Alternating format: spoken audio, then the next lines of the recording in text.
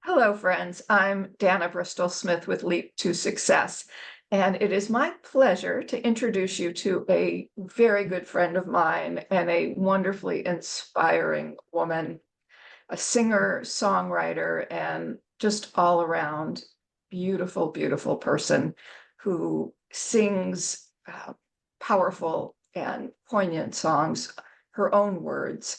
And it's my pleasure to introduce you to Peggy Lebo.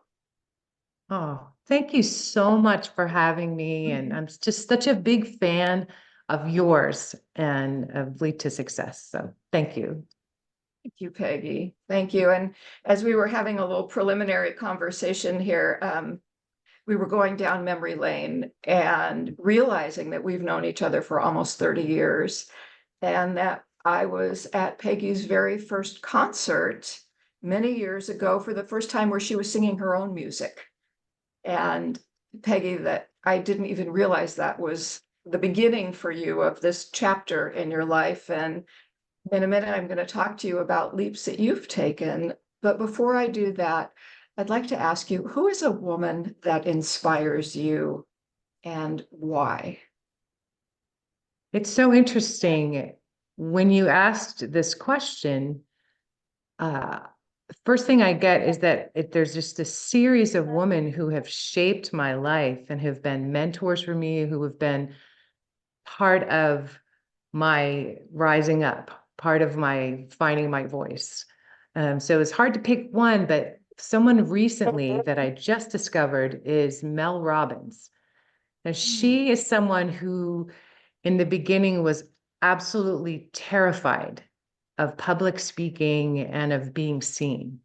And now she has grown into one of the world's most prolific speakers, author, and she still has maintained that sense of authenticity, that sense of genuinely caring about the people that she serves. And also she has a different perspective on things that just kind of shifted the way that I think about certain things. So lately she's been someone that really inspires me. Oh, interesting. You know, I'm really curious when you say that she's someone that has helped you shift the way that you view certain things. Is there one thing that comes to mind that you'd like to share? I love her take on imposter syndrome because I myself off and on have struggled with that, and so do a lot of my clients. And her perspective on it is that there's nothing wrong because I spend so much time and have gone taking classes and seminars on how to get rid of imposter syndrome. And she says, embrace it because what it's telling you is that you are growing. So all it is a message saying, when you see that, oh, wow, I'm stepping into something new. I'm shifting. I'm growing, and that event like the competency will catch up. Mm-hmm, But mm-hmm. that you don't need to try to do anything with it or get rid of it. Just see it as a message you're growing. That's really beautiful. And I haven't heard that before, but I think it's a great way to reframe that, is that it's a sign of growth and not a sign of weakness. You know, Yes. it's not a flaw that we have that, but really showing that I'm going to use the word of the day, which happens to be leap. So that we are leaping forward into the unknown. Um, and it's uncomfortable. Like, who likes going into unknown territory? You know, not many people. Just adrenaline junkies. Yeah. I'm not one of those. Me either. No, thanks. I was talking to someone earlier today who was sharing with me to get past her fear. She was someone that went and leapt out of airplanes. And it's like, okay, Oh. no, that's not me either. Um, but I think just paying attention to that discomfort and realizing that we're growing into something new is a great way to look at it. So thank you for sharing It's that. helped me a lot to there's nothing to fix. There's nothing wrong. It's just, yeah, it's just like you said, it's just part of the leap. Mm-hmm. Well, and that leads us perfectly to the next question, Peggy. which is, would you please share with us about a leap that you've taken in your own life? My biggest leaps have been around my voice and visibility. And as a child, I had a series of traumatic experiences where I lost my physical voice. Oh, I would wow. actually go to speak and nothing would come out. And so Wow. for me, that was the beginning of the journey, which started with singing. Mm. So I sang before I really spoke again. And so that was my way back. And so that's why I think I chose to be someone who helped other people be able to have that experience. I've helped other people walk through recovering their voice from some traumatic things through singing and speaking. But so that was the first big leap, was to be willing to step forward and really be seen and heard and tell my story. And I know for me, a big leap happened when I was working up in LA as a coach and mentor for up and coming artists to help them find their voice as singers and songwriters. But in the process, I kind of lost my voice and stopped doing that for myself. And I was on my way up to work up in LA, and all of a sudden a semi hit the side of my car. My car spun around, it hit it again, and pushed me down the freeway 1.5 miles. So Oh, mine was like a crash on a leap. wow. So, and the car crunched around me, but miraculously I was okay. And Wow. so I used that recovery time to find my voice as an artist and to be willing to be vulnerable and tell, like my first album is probably my most vulnerable, and the first one where I What was the really title? What was the first title of your breath. first? And I remember being at that concert also. And I Yes. remember you sharing the story about the car accident. What year So was that? 98. Wow. Yeah. So it was that was a huge leap for me. That was the first time that I really allowed myself to be seen and Mm. heard in that kind of a way. And I just remember being, feeling so free, and that it had been worth all the discomfort, and and probably that experience too has helped me to be able to help other women walk through that process. And the same way that you do, the leap to success, that people that have been through traumatic experiences, and to be able to move through that discomfort. And you don't do it alone. That's another thing I saw. You really don't do it alone. It's like there is help around you. I mean, there are people who are waiting and willing to be there to help you make that leap, to help you move forward and recover your voice and take it to an even greater expression. You know, that experience, it's easy to draw the parallels. And when you say to help people be seen and to help people be heard, you know, Mhm. there are so many barriers, there are so many blocks that people have. And I think one of them in particular for women, and especially the women that come to our Leap to Success programs, is the feeling of, you know, I don't matter, and that I Mm. don't have self-worth and I don't have self-confidence. Um, and we see that change through our Leap to Confidence program and, you Yeah. know, the beautiful blossoming that happens.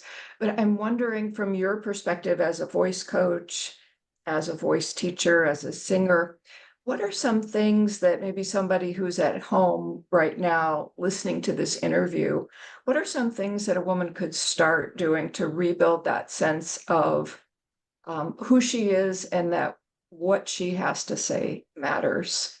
I bet you have some Oh, really good advice around that. oh, that's just such a beautiful question. So I'm going to start with something I learned from Mel Robbins. So her perspective on confidence is really interesting. She talks about confidence being a skill that you build, and that confidence is a willingness to try. Mm. And that what I've seen so far is that all change begins with willingness. You don't have to know how, but if you are willing, which is the first step in showing up, that being willing. And also, I think, too, if for a lot of women who've experienced trauma, it can create a real disconnect between your mind and your body. And I think that confidence lives, like there's a part of confidence that lives in the body and your connection to your body and to your heart. And so in the work that we do, it's moving from being in your head and trying to change the way that you think to make yourself be confident. You can't really get there until you include your body and until you include just a little bit at a time, being comfortable. First, just bringing your awareness to your belly into a deep belly breath. And then just allowing yourself to be there, bringing your attention to your heart. I love heart math is amazing because they've shown how that your heart has this intelligence and this energy field around that is even bigger than the energy field around your brain. So that there is power in connecting with your heart. And in heart math, they have you just breathe into your heart, send your breath there, even for a couple of moments, and that starts to synchronize the waves in your body and create coherence. And when you're in that place, there is no fear of expressing yourself because you've created a safe place. You've created a safe place in your body, a safe place to be authentically who you are. And when we are in that sense of safety and trust, I think that's when all kinds of beautiful things can happen for us. But I mean, what you've just described are really, I think, foundational elements. And if we even think of like Maslow's hierarchy of needs, I mean, safety is first. You know, safety, shelter. You know, we've got to have all of these things in place, and that safety is psychological safety, that safety is physical safety, that safety is emotional safety. So if we're, you know, experience traumatic situations and abusive situations, we're not in a safe place because we carry all that trauma with us. So I think exercises like what you just described and breathing practices and mindfulness and all of those practices are so helpful to just allow our nervous systems to settle. So we can take those deep breaths so that we can actually feel connected to our body. Because our body is our home. And if we're not safe in our home, we're not safe anywhere. And the fact that no matter what has happened in your life, you can always create a safe space in your body. And just like you said, your breath is the beginning of that. And then, so also to getting your brain on board. Are you familiar with Rick Hanson's work on rehardwiring your brain for happiness? No, I'm not. Oh, I love his work because we're all aware, like very aware of that negative brain bias. You can be in a room, like I've had that experience of singing to 100 people, and my brain would find the one person that was on their phone or that didn't look like they're, and I hear all these other people were so connected to what I was doing. And so that it's a natural thing the brain does as part of the, it's trying to protect you. But what he found out, they did these experiments that if you will concentrate on a positive emotion, a positive experience, visualize it, feel that emotion that it evokes in your body for 12 to 20 seconds, it gets in your brain. So moments when you felt that freedom of expression, and how that felt in your body. And to stay with that 12 to 20 seconds, it gets in your brain and it starts to shift and make the experiences that you're wanting to have also feel safer. That's great. And 12 to 20 seconds is not very long. Yeah, that's just a little over the attention span of a goldfish. Or looking at a goldfish. That's great, Peggy. I think those are wonderful suggestions and great resources as well. Is there anything else that you actually, the question is for a woman who is considering taking a leap but isn't quite ready yet, what words of encouragement would you share? Confidence will come with the leap, with action, inspired action. Because I was one of those people who just kept going to school, kept getting certifications, all these things, thinking somehow that magically I would find the right class or the right course and that I would feel ready and that I would feel confident. But the confidence comes in the step, and it doesn't have to be a big leap right away. I mean, I look at it, I have a lot of series of small leaps that add up to the big leap. So just moving in the direction. Moving in the direction, and even baby steps. Baby steps, little baby leaps. Yeah. And I like what you shared, the idea about willingness and just knowing that I'm willing and I'm open to change. And I'm going to take one small step at a time, and then maybe I can believe that I can. Absolutely. And when you are willing to, the people that are meant to help you show up. I believe that too, but it takes that courage inside and, asking for support, looking for those people. And I do believe though, that people will show up. Yeah. And it's a willingness to receive. And that's the courage, like courage precedes confidence. And courage, like the word core is heart. So it all begins with your connection to your heart and to your willingness to try. Yeah. Well, thank you so much, Peggy. And for people who are watching this now, how can they reach out and get in touch with you? They might be interested in exploring, finding their own voice, maybe through song or through speaking, but what's the best way to find you and reach out to you? Just my email, Peggy Lebo, Lebo @gmail.com. Great. Wonderful.